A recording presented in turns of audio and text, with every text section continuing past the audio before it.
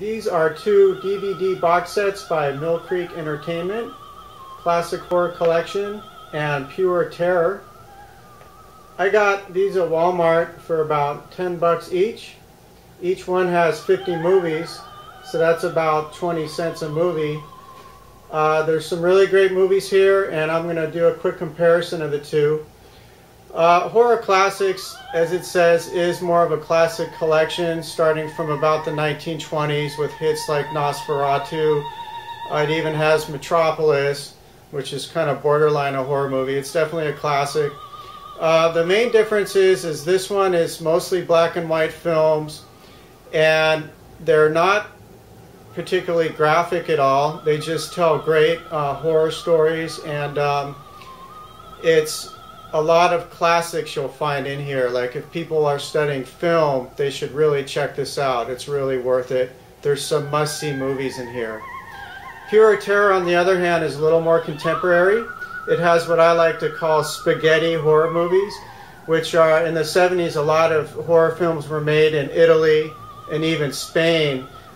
Most of the films in this collection are in color, and the major difference in Pure Terror is it's quite graphic. There is full nudity, and it's quite gory, some of the films. So if you have kids around, you would want to wait until they go to bed before you watch some of these films. Now, I've already reviewed quite a few of the films in the Horror Classics collection on my YouTube channel, so I'll briefly run through the films that you should see on here. If you have this collection, you might want to jot down these. I've studied these films, and these are by far the ones you should definitely see.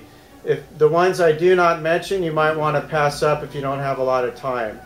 But definitely see Horror Rises from the Tomb, The Thirsty Dead, The Manster, The Sadist, Point of Terror, The House by the Cemetery, Dr. Jekyll and the Werewolf, Night of the Blood Beast, It Happened at Nightmare Inn, Bloody Pit of Horror, and the Eerie Midnight Horror Show. And don't miss Evil Brain from Outer Space.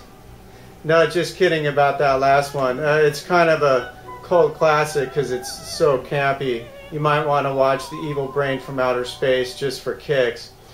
But the previous 10 or 12 films I mentioned are really good. Some of them are surprisingly scary.